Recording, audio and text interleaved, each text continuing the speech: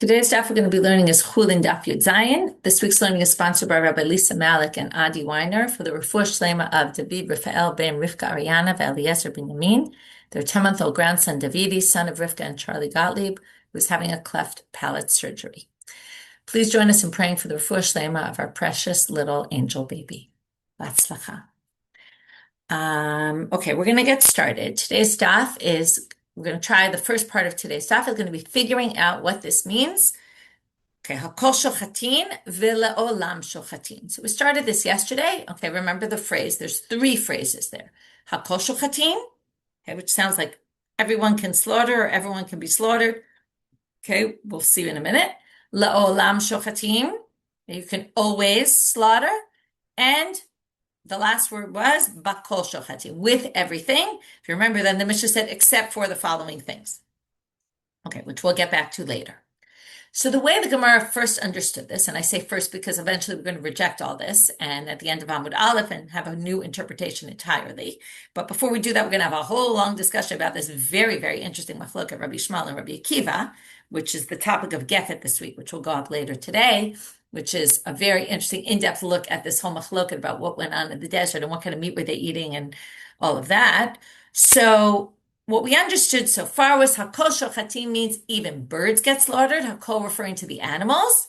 Le'olam shochatim means animals always need to get slaughtered, which depended, we're now going to see two different opinions about what this means. So first we thought, Rabba said that it's talking about Rabbi Yishmael, okay, that the machloket is about Rabbi Yishmael, the Mishna is referring to Rabbi Yishmael's opinion. If you remember, we said that when the Torah we're really going to analyze this section where the Torah talks about when you get into the land and you want to eat meat, you can slaughter it, eat it wherever you want, that kind of thing. So Rabbi Yishmael says that, what does that really basically tell you? That before they got into the land, they couldn't just eat meat whenever they wanted, right? That's the way we simply usually read this section, is that they couldn't just eat meat whenever they wanted. Why? They had to bring it as a sacrifice. And when they get to the land, as it says in the Pasuk also, you're going to be kirchat mimcha makom, when you're far away from the Mikdash, because the land of Israel is, even though we all think it's kind of small, but it was big, especially in those days, to travel from one part to the other. Every time you want to go eat meat, right, even nowadays, it wouldn't be so easy. You'd have to go to the temple and sacrifice it. So they permitted to, right in the desert, it was much closer, so they permitted to have meat, not as a sacrifice. Okay, now, what's the La'olam shochatin? Well, you might have thought that once they got into exile, maybe we go back to the way it was when they were in the desert. To which Rav Yosef said that would be absurd. Why would you think that? The whole reason why it was permitted, why in the desert you had to do it in the temple, in the Mishkan, and you couldn't eat it otherwise because you had to bring it to the Mishkan. But when there's no temple, forget about your farther. Right, in other words, and then when you get into the land, you can eat it whenever you want. That's because you were far from the temple. Well, how far? I mean, when you're in exile and there is no temple, you're pretty far, right? There isn't such a thing as being far because there is no temple. You have no way to sacrifice sacrifices, and that's where we ended with this difficulty of Rav Yosef on Rabba's position. So comes Rav Yosef, Rav Yosef. He says it's Rabbi Akiva. Actually, I agree with you that what it's discussing is chronology, and it's discussing even once we're in exile. But I think it's actually according to the opposite opinion, which is Rabbi Akiva. It's a very interesting opinion here. Tanya, the Braita says like this.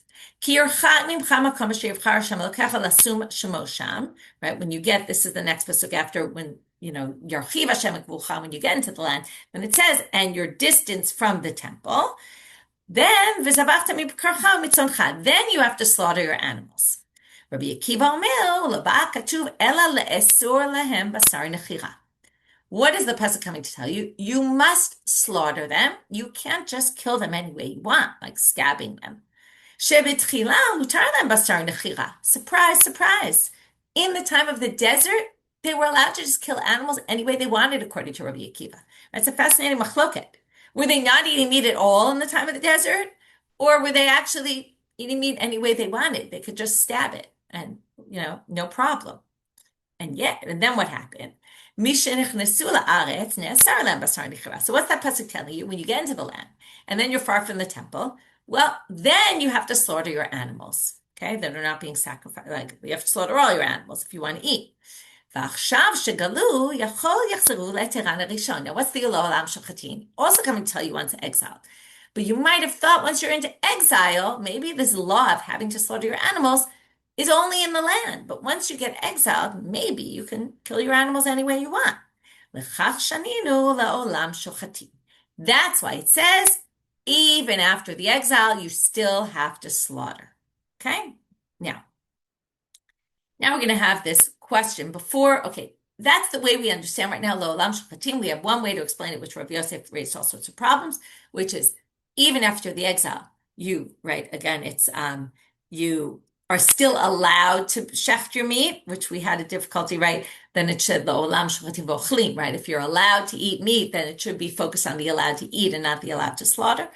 So Rabbi Akiva has a certain strength because he says you always have to shecht, which makes more sense. Even after the exile, you still have to slaughter. Okay, you can't just stab animals. Now, again, Rabbi Akiva is very strange. What, they really ate animals that they just stabbed in the desert? Hard for us to imagine. Anyway, okay, that's tough. That's the debate. But now, before we get back and reject both these answers, okay, which we're going to eventually do, but we're going to get off on a tangent about these two opinions. Okay, first they're going to ask, "B'mai kamifli?" What's the root of their machlok? Okay. Rabbi Akiva saval basar ta'ava lo itzar klal. So Rabbi Akiva holds there was never, and that's what motivated him to say what he said, because he thinks there was never a prohibition to eat meat that whenever you wanted without sacrificing it. He thinks obviously you were allowed to eat meat whenever you wanted. So something had to change. What changed? Nechira to slaughtering, okay, to shechita. Rabbi Yishmael savar basar nechira lo ishtri klal. Rabbi Yishmael thinks, which sounds more intuitively, correct to us, which is what you think Jews ate without slaughtering in the desert. That seems absurd. Okay, so he thought that was never permitted, and that's what motivated him to go with his opinion. Now we're going to do a series of bishlama. Bishlama is, this one makes sense according to this, but the other one really doesn't fit here. We're going to raise all sorts of questions, most of them questions on Rabbi Akiva. Eventually we're going to have a question on Rabbi Yishmael. Bishlama the Rabbi Akiva, hainu dichtiv v'shachat ben abakar. Well, Rabbi Yishmael makes more sense according to the pasuk where it says. Now, this is about korbanot, but the point is, it sounds like they're thinking that maybe even sacrifices in the time of the desert didn't need to be slaughtered according to Rabbi Yishmael. So when it says v'shachat et ben abakar, why did it say slaughtering if they were doing? Now remember, when it talks about the korbanot in the Torah, it's talking obviously about also when there's a temple, but it's also talking about when there's a Mishkan, right? If they're getting all the commandments, they built the Mishkan, and then they're getting the commandments for how to bring the sacrifices in the Mishkan in the desert. So there it says v'shachat et ben abakar, needs slaughtering. Ela Rabbi Akiva, my v'shachat. So that makes sense according to Rabbi Yishmael, who said they had to do shechita in the desert. But doesn't make sense according to Rabbi Akiva, who said they could have just killed the animals any way they wanted. To which we answer the obvious answer, which is kodshim shani. Okay, wait a minute. Rabbi Akiva obviously thought that sacrifices had to be slaughtered. The rituals had to be done in the proper way with slaughtering. Okay, it was only basar ta'ava, if you wanted to eat outside the temple, that Rabbi Akiva thinks that they didn't have to slaughter it. Bishlama, okay, second difficulty. Bishlama, Rabbi Yishmael, hainu dichtiv, hatzon ubakar yishachet lehem. Now, this is in the desert when they start complaining they don't have meat, right? They don't want the man. They don't have meat and all that. They're coming up on that parsha soon. Hatzon ubakar yishachet lehem. So Moshe says to God, there's so many people here. There's like 600,000 people. What you're going to have, tzon ubakar is going to be slaughtered for them, like tons of meat. What do we, Moshe's like, could it really be? And then God says, what, you don't believe in God? You don't think I could do this? So, but what does it say here? Yishachet lahem, which means we'll be slaughtered for them. So if they're talking about will be slaughtered, it means they have to slaughter it. Ela Rabbi Akiva, so it fits with Rabbi Yishmael that if they were going to, everything had to be slaughtered in the desert. There was no such thing as nichira in the midbar. But Rabbi Akiva, it should have been, will be slaughtered for, right, will be killed for them, will be stabbed for them. The literal yinacher, nechira often means stabbing, and again, it just means any way of killing them. Why would Moshe use the language of shechita if they didn't need to slaughter animals that they could eat, regular? So, nechira lehen zoi shchitatan. You could say that their nechira, they called it shchita. Shchita is just a catch-all phrase that includes also nechira, and that's the way to resolve the difficulty. Now we're going to move to a Mishna. Instead of a pasuk, we're going to take a Mishna that's going to also fit much better with Rabbi Yishmael. Bishlam ala Rabbi Yishmael hayu ditnan. Now, we're talking about a halacha called kisui hadam, covering the blood, which we're going to get to later in our Masechet, which is after you slaughter an animal, there's a commandment to, to cover the blood, like put dirt, soil on top of it. Now, it says in the Mishnah, hashochet, okay, this is later on in the Masechet, hashochet v'navla biyado, if you slaughter and it gets messed up and becomes a nevela, an animal, let's say it dies before you slaughter it, v'hanochel, or if you stab an animal, v'hama'akel, if you just take out the simanim, right, just uproot them without slaughtering them, without cutting them. Remember, the simanim is the windpipe of the gullet, the kanen, the veshet. Patur milachasot. Well, then you don't have to do kisoy adam because it wasn't a proper shechita.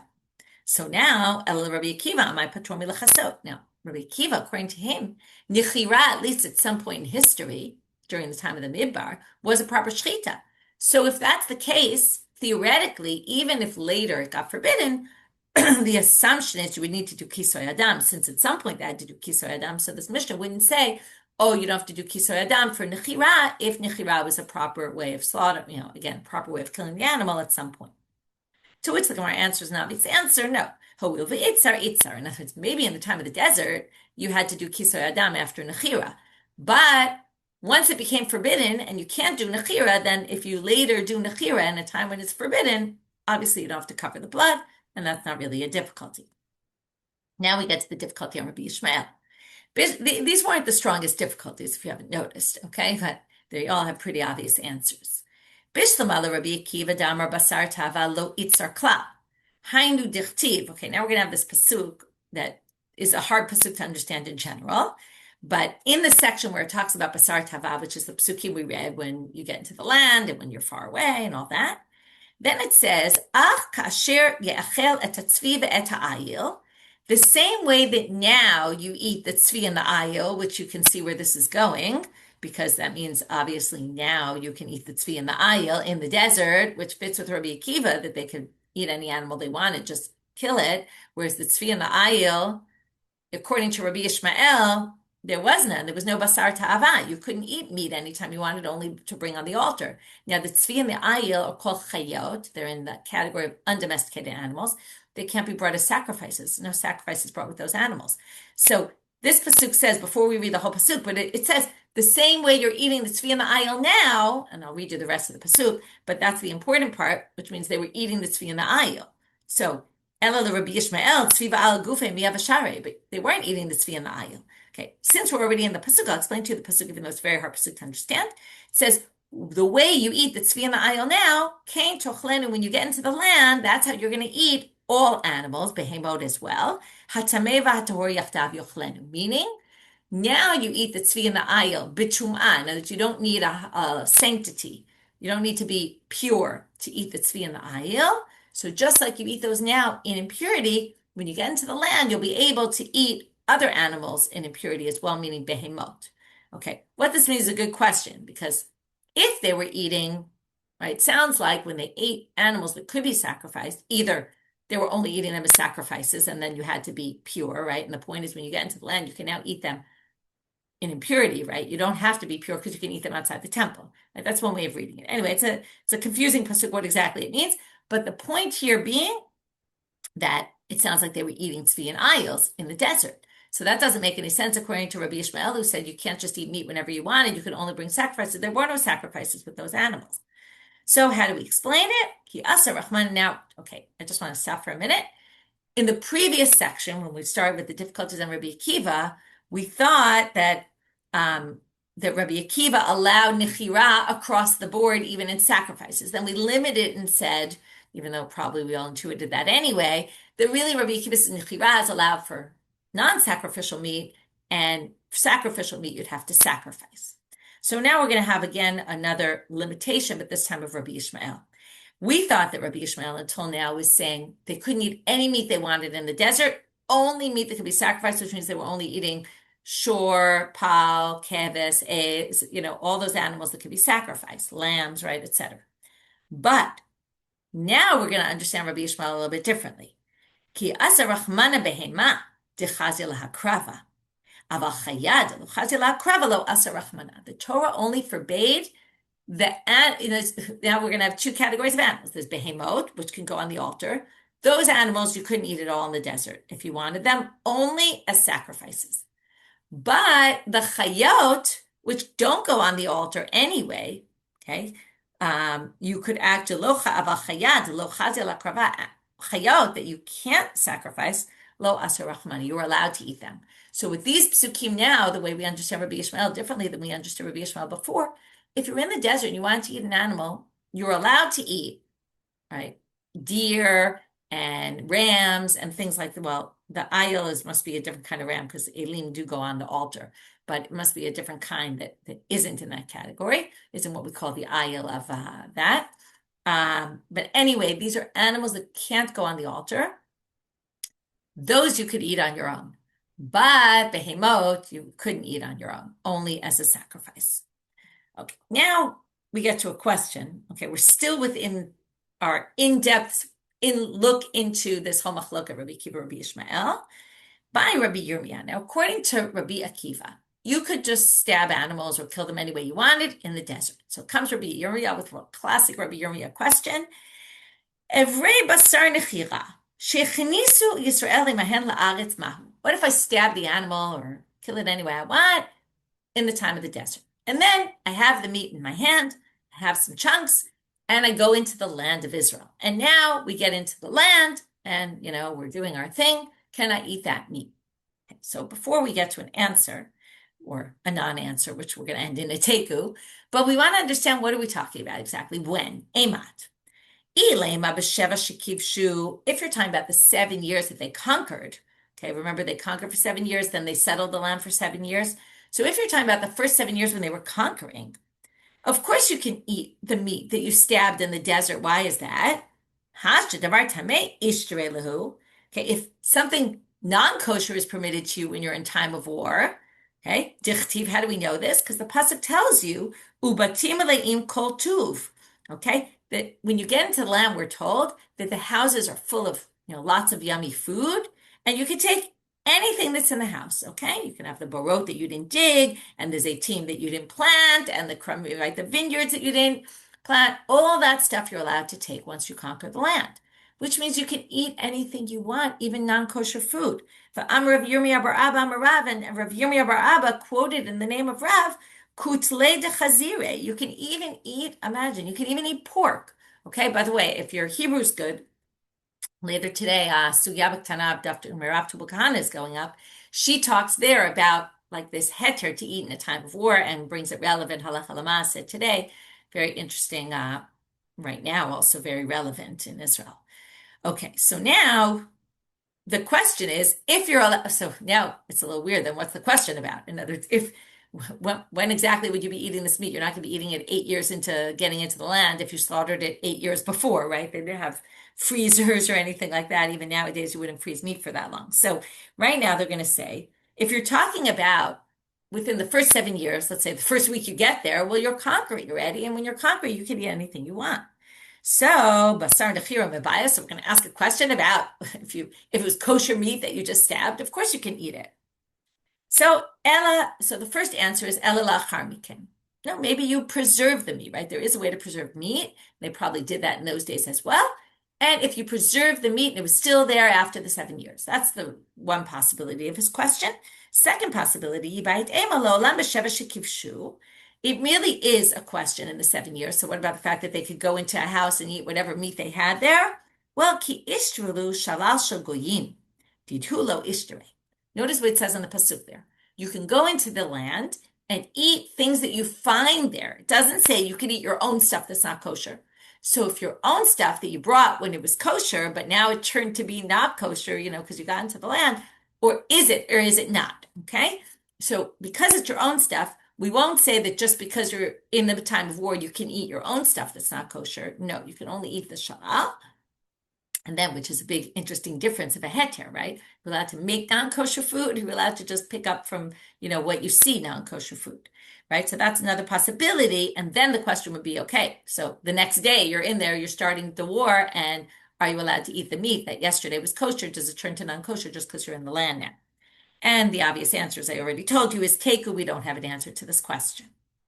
Okay, that was all an aside, but it was all because we explained La'olam Shochatim as chronological. La'olam means even later in time, meaning even when you're exiled, and we explained it either according to Rabbi Yishmael or according to Rabbi Akiva, you might have thought it went back to some earlier way, right, whichever it was. And that's what the sentence is coming to say, either according to Rabbi Yishmael or according to Rabbi Akiva, right, whether you're Raba or Rav Yosef, each one said a different thing. But now, Ela Amar Rava, Rava comes and says, one second, I skip. Amar Rava, Shaneta akol shochatim, u'lo'olam shochatim. Well, we have to view this sentence as one long sentence. It says, hakol shochatim, everyone, right, which we understood as not everyone, every animal gets slaughtered. La'olam shochatim, the animals get slaughtered even at a later period of time. And bakol shochatim, with everything, you can use anything to slaughter with other than the few things you can't. Now, bakol shochatim my mishanele, he says, how do we read that? Like, what does it mean?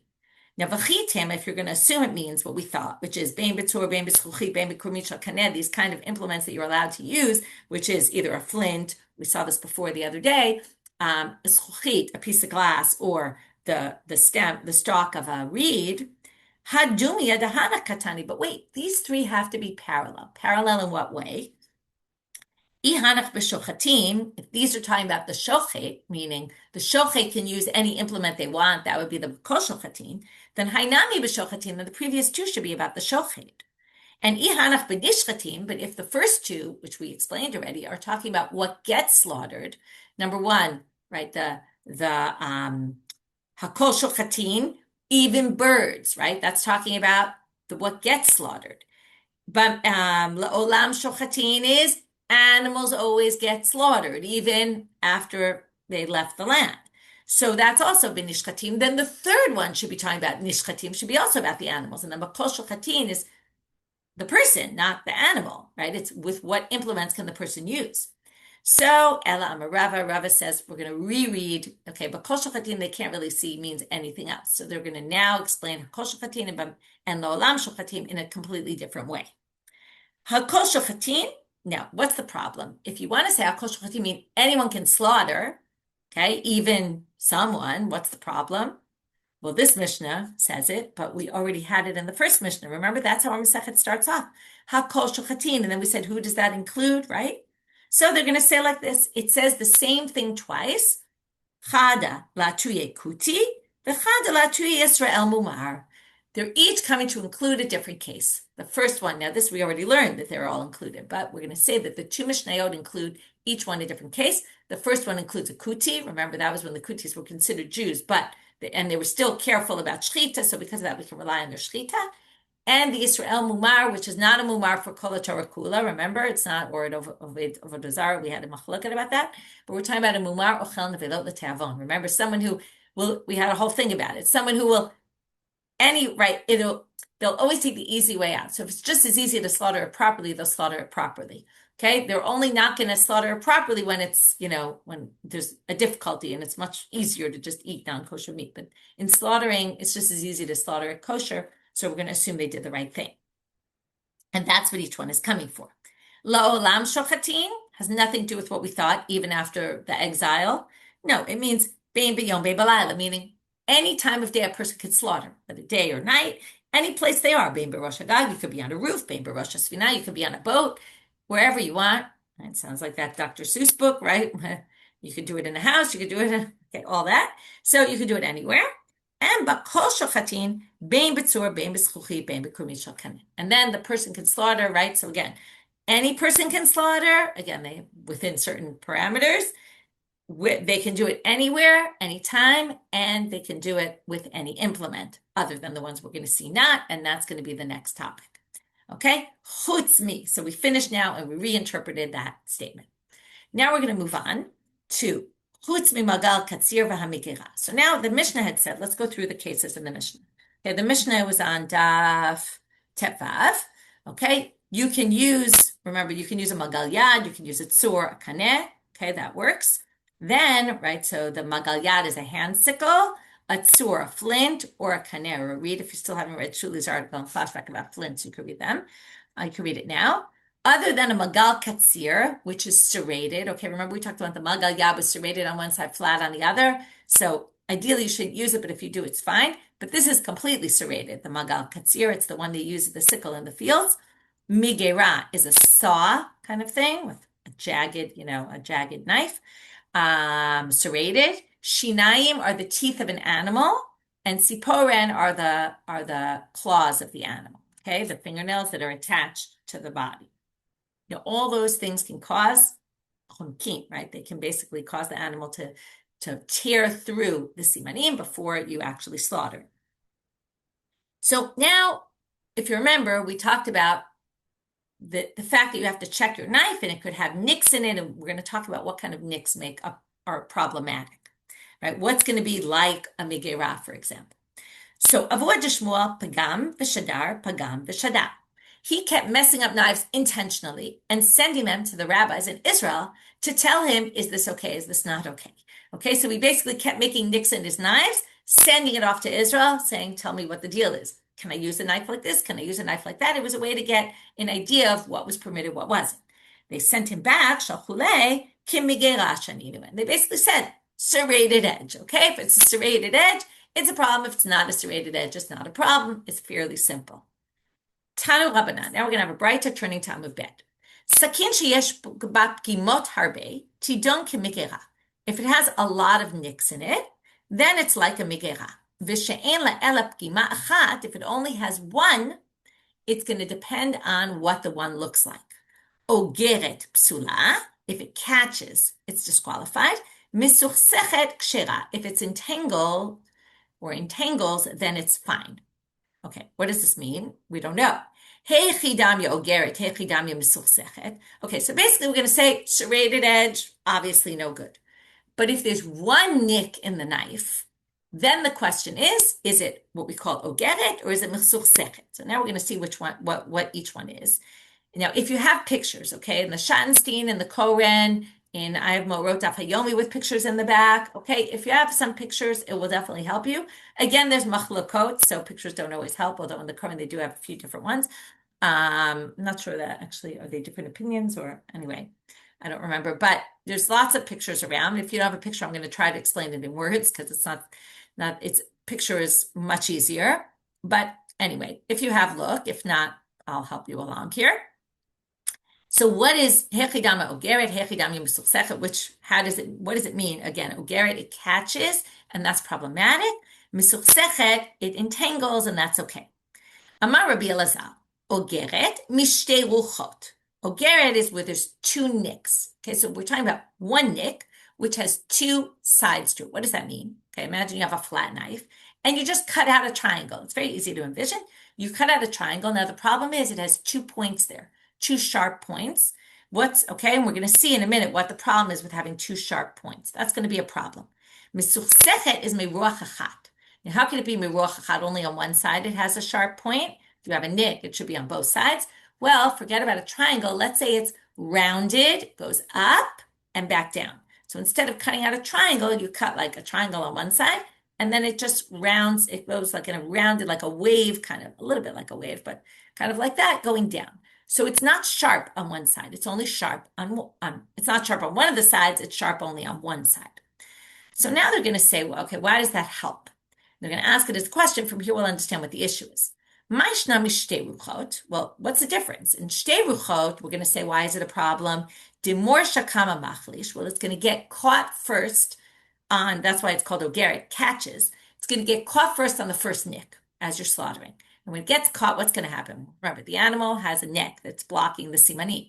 So the first thing that's going to happen is when it gets caught on the first nick, it's going to cause a nick in the animal, but it's going to actually cause a nick in the animal's neck first, in the skin. It's going to tear the skin. That's not a problem at all. So the more shakama is, the first nick is going to kind of hit it and make a cut, and machlish, it's going to weaken it. What it means by weaken is it's going to open the skin in the neck. Umor shabatra baza. Now, when you get to the second nick, it's now going to make it's going to, what do you say? Just make a cut, right? Not a proper slaughter cut. It's going to get caught on the siman and cut one of the simanim, and that will make the animal treifa before you actually slaughter it. So that we get with the shtei ruchot. But even meruach echad, ad chorfefis disakina machlish, more shabaza, machlish, and then more shabaza. Forget that there's no nick on the first, right? So let's say you have the rounded part. So you start with the rounded part, and then you're going to get to the nick, right? Now, the point is that when you start slaughtering the animal and you're cutting it with a knife, forget that it doesn't have a nick there, but to get caught on. But as soon as the knife grazes over the neck of the animal, it's going to already tear the skin of the neck. Once it tears the skin of the neck, you're then going to get it caught on that nick. And then the nick is going to basically make a hole in the one of the simanim and make it a treifa also. So why would that one be okay? Again, I'm reading in the words. Chorfa disakina machlish, it's the sharpness of the knife, which will first cut through the neck, and then the more shabaza, and then the second one will basically baza, make an indentation, a cut. So they say maybe it's talking about the kaima resha disakina. Maybe where the knife goes in, the rounded part, is just at the very beginning of the knife. So there's not enough of the blade to have cut through the neck yet. And only in that case are we going to allow, then it's going to limit this misuchsechet, this entangled one. Because only at the beginning, right, it's not enough of the knife there to actually cut through the neck, and then the nick will cut through the neck, and then you're going to be fine because the rest of the knife is flat. But what's the problem? Remember what happens? Sof sof ki ka'az lemachashla ki atabaza. There's holacha and hova'ah. Remember, you go in two directions. So it's very nice that, even as it doesn't help to be at the beginning of the knife, because you're going to go one way and you're going to tear it, and then you're going to go the other, you're going to, start cutting the neck. And then when you go the other way, it's going to again tear one of the simanim. So that's not going to help you because the knife goes in two directions. So they say, now we're going to limit. This whole thing of misuchsechet kshera is only if you only go in one direction. Because if you only go in one direction, when it hits that one nick, it'll tear, but it'll tear the neck basically. And then we won't have, right? So it's only if it goes in one direction, if it goes in the other direction. Also, by the way, depending on which direction you go in, you might not actually hit the nick, because if the nick is only on one side, then as you're going with the knife, if you're going toward the side where it's rounded, you're actually never going to hit into a nick because it's all rounded. So basically, they're going to say in that case, it won't create a problem. But if you do in both directions, you're going to definitely have a problem, and it's going to be forbidden. Amar Rav, shalosh midot b'sakin. So there's 3 rules about a sakin, like 3 kinds of ways it can be done. Ogeret lo yishchat, v'im shachat shechitato psula. So the first 2 are a review of what we just said. If it's got like the triangle-shaped nick, so you can't slaughter, and if you did, it's disqualified because we assume you made the animal a treifa before you actually slaughtered it. Misuchsechet, if it's the entangled way, lo yishchot ba lechatchila, don't use it ideally. V'im shachat shechitato kshera, but if you did it, it's fine. Again, assuming you didn't do holacha v'hava'ah, right? You didn't go in both directions. Olevi or besakin, now this one we didn't discuss yet. Shoche ba lechatchila. Olevi or means it goes up and down. Again, there's different opinions among the commentaries, but the mainstream opinion is it's like a wave, okay? Where the waves are rounded. So there's no nicks. It's all just rounded. So if the knife goes up and down in a rounded, in a wave kind of formation, then you can actually use it lechatchila because there's no nick in it, and you're not going to be worried that it's going to tear through any of the simanim. Amar le Rav Acha bereid Rav Nechemya le Rav Ashi. We're not going to have a whole bunch of discussions with Rav Ashi about how to do this. Remember, he was one of the last Amoraim, so often what he says is becomes halacha, because we have a concept of halacha kebatrai, okay, which is we pass on like the last people. So maybe that's why they have a lot of discussion with him. Also, he was the editor, so it could be also that's why a lot of his statements are in here. So Rav Huna bereid Rav Nechemya said to Rav Ashi, Amar la mishmei de Rava, you told us in the name of Rava that misuchsechet is psula, that it doesn't work, the entangled one, even though we just said it does. And they said to him, V'hama Rava misuchsechet kshera, but we saw Rava say, we heard him say, that misuchsechet actually works. So what's happening here? So lo kasha, and this is basically what we saw before, kan sholich ve'evi, kan sholich ve'lo hevi. If you go in one direction and you end up slaughtering cutting the simanim, when you go in that first direction without going back, then it's fine. But if you had to go in both directions, then it's not okay. So now someone else, Rav Acha says to Rav Ashi, Dam mai. What if it looks like the what's called the awl of the, I think that's what the word is, right? The awl of the grain, the stalk of grain. On, thank you. I knew it didn't sound right. the on, thank you, of a stalk of grain. Okay, so if you remember, first of all, Shavuot, there was all these pictures going around, right, of stalks of grain. So it's a perfect holiday to be talking about this. Now, if you've ever touched one of them, right, they're very bristly and they're, right, so you touch them. If you look at them up close, in a microscope maybe, but if you look at them up close, you'll see that there's little teeny nicks in them, and that's why they're bristly. Okay, so there's little. We're talking about the stalks that come out, right? The stuff at the top of the stalk of wheat. So the on there has these little teeny nicks in it. So he says, what if your knife is like that, where they're teeny nicks? Are those problematic? Amar le, Rabbi Ashi said, Man mi bisrei ba'achilan. You give me meat from a knife like that, I'll eat it. Okay, that's totally fine. I was wondering if our serrated knives are considered small enough, right? Our serrated knives are usually pretty small, right? Or are those considered problematic? Okay, it's good. I didn't look up halacha l'maaseh, but it does sound like this is maybe these are the closer to microscopic and those are not. So I don't know. Amar Rav Chisda, minayin lebedikat sakin min haTorah. Where do we get that you have to? Where do we see in the Torah that you have to check the knife to make sure there's no nicks in it? Shenemal. So now we're going to quote a pasuk from the Navi, from Shaul HaMelech.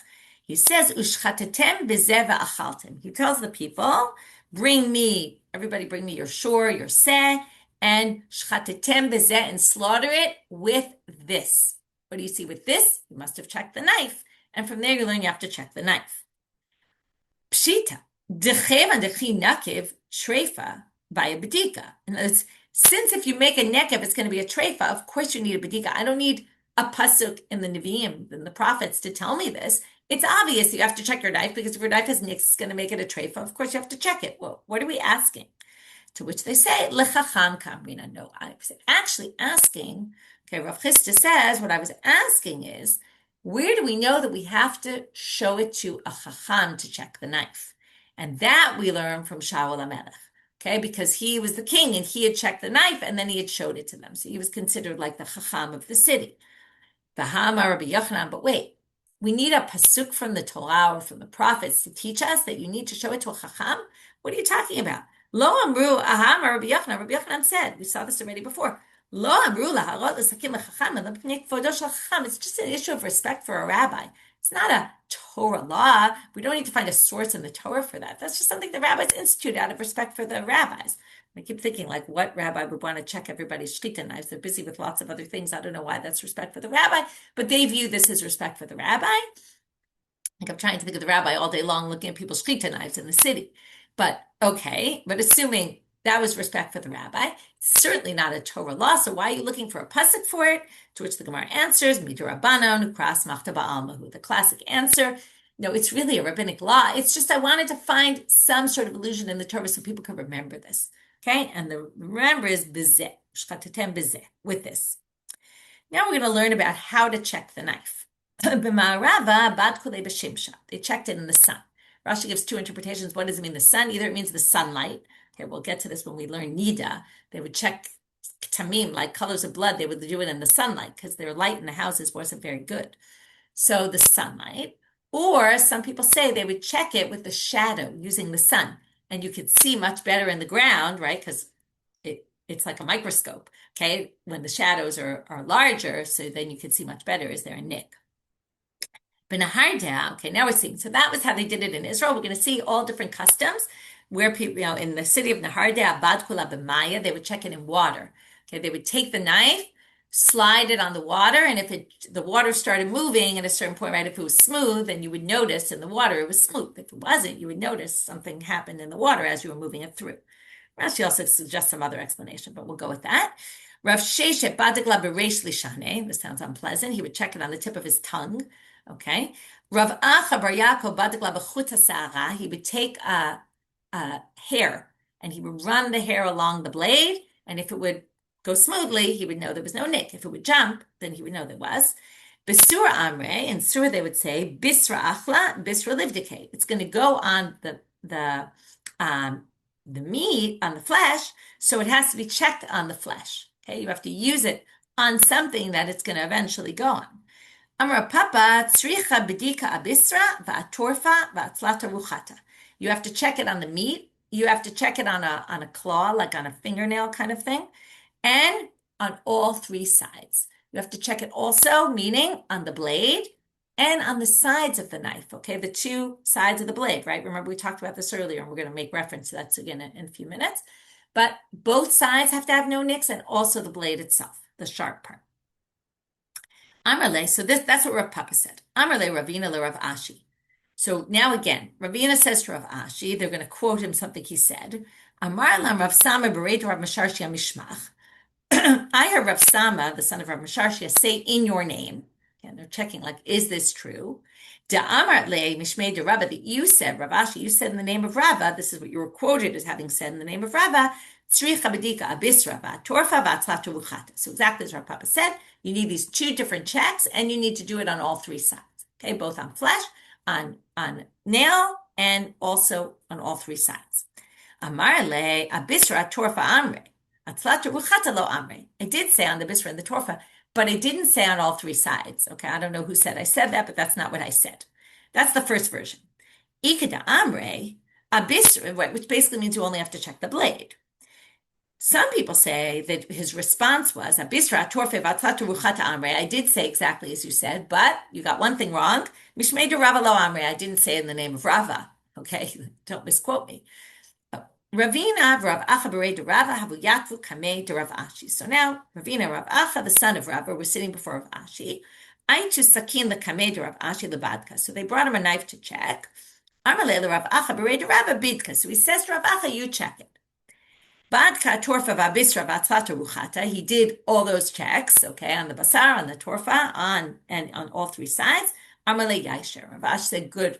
It's good you checked like that, which sounds like Rav Ashi really did think you needed it on all three sides. By the way, there's a gematria there about bezeh. Bezeh is 12. I guess zeh is 12.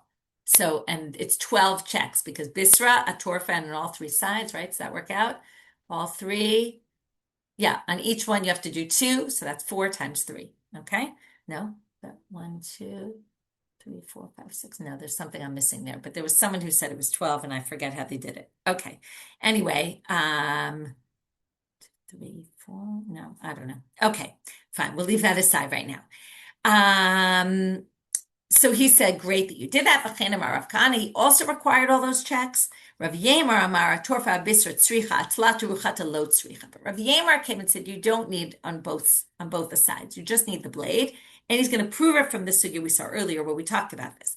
Because if you remember from the beginning of the Masechet, Milo Amar Rabbi Zera Amar Shmuel, he says, didn't Rabbi Zera say in the name of Shmuel, Liben Sakim V'Shachapa Shchita Kshera. If you heated up the knife and then slaughter with it, it's fine. Why is it fine? Shechiduda kodem l'libuna. Because first, the blade is going to hit it before the heat from the sides hits it. And by that point, right, v'kashelan ha'ikat stadin, they said, what do you mean?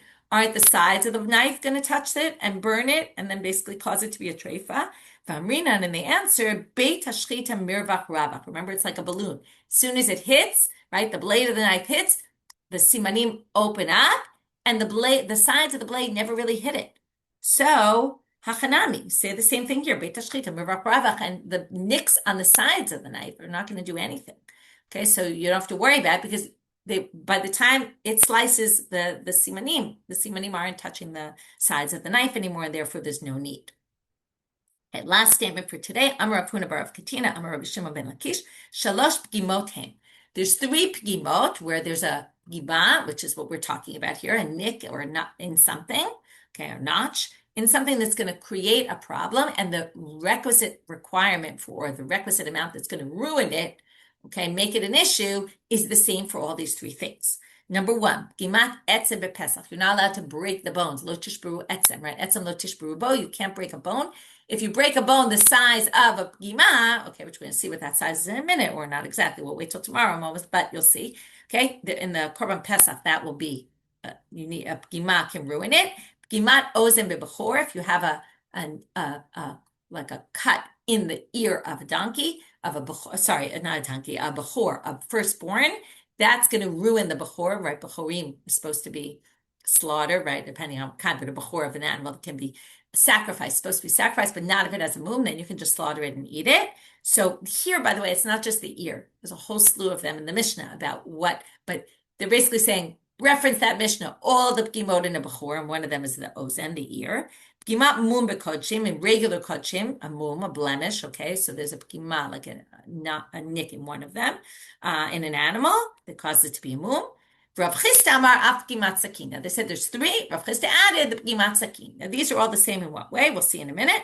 But before we get there, just why didn't the Tannaitic mention, or sorry, Rabbi Shimon ben Lakish, why did only Rav Chisda mention the sakin? Why didn't Rabbi Rish Lakish say so? Idach bechulin lo kamari. He wasn't dealing with chulin. He was only talking about in the world of korbanot. Okay, because the mum, right, in the bechor, the mum in the animal, and the pgimat etzem on Pesach, those are all sacrifices. So we just didn't mention the pgimat sakin. The Chullin, here's the similarity about them, the reason why they were putting these together. Pgimatam kedei pgimat mizbech. They all have the same size of disqualification that the altar does. Now, the altar has to have, the stones have to be smooth, and if there's a nick in one of the stones, it ruins the mizbech, ruins the altar. So it's the same size as the pgimat of the mizbech. Okay, all these nicks. Even though we didn't yet say what it was, tomorrow we'll see what exactly the requisite amount is. Okay, so that finishes our daf. The first part of our daf is understanding the line, which ended up reinterpreting the whole thing, but it started with lo olam shochatim. What does that mean? We thought it related either to Rabbi Akiva or to Rabbi Yishmael's position, and it was talking about chronology. In the end, after getting in a whole back and forth about their two opinions, it's very interesting machloket. This machloket we decided has nothing to do with our topic, and lo olam shochatim actually means, right, that you can, again, we had to reinterpret the whole thing. Hakol shochatim is not also birds. Hakol shochatim is all people, meaning even a mumar. The teavon is included here. Lo olam shochatim, daytime, nighttime, on a boat, all those options. And with what can you slaughter? And that was with all implements other than the following that you can't. That got us on a whole discussion of which ones you can't. What a pgima is. We talked about the difference between a mesupsechet and a nogeret. None of them are ideal, but the mesupsechet actually could work if it was rounded and 1.1 sharp part, one nick. And then we got from there to how do you know you need to check it by Torah law? And then how do people do the checks? And then what part of the knife needs to be checked? And we saw different opinions about that. And then we ended with other pgimot and how they're all the same shiur. And with that, we finished for today. Wishing everyone a good day, a Shavua Tov, and a Chodesh Tov.